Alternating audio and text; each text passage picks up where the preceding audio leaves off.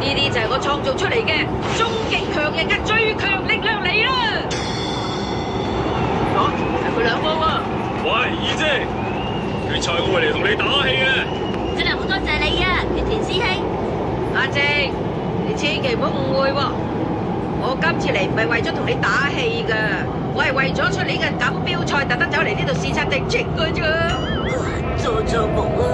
你話為咗出年，我諗到咁長遠啊！好啦，有位新嘅挑戰者出現啦！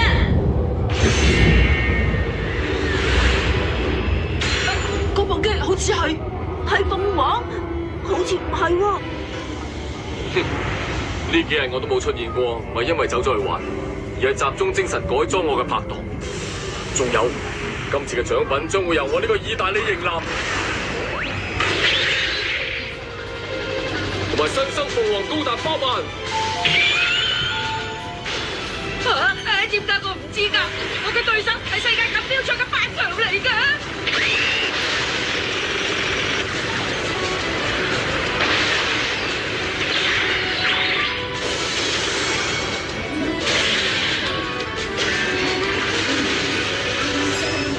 Bell ended。火勢強人。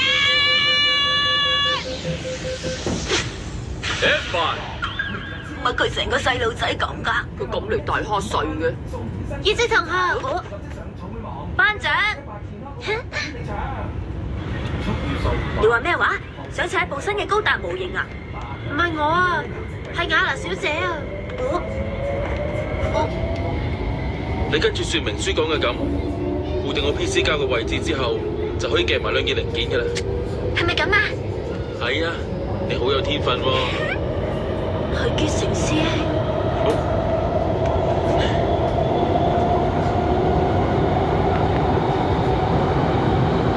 真係咁樣，會場呢度比預期中仲多人參與。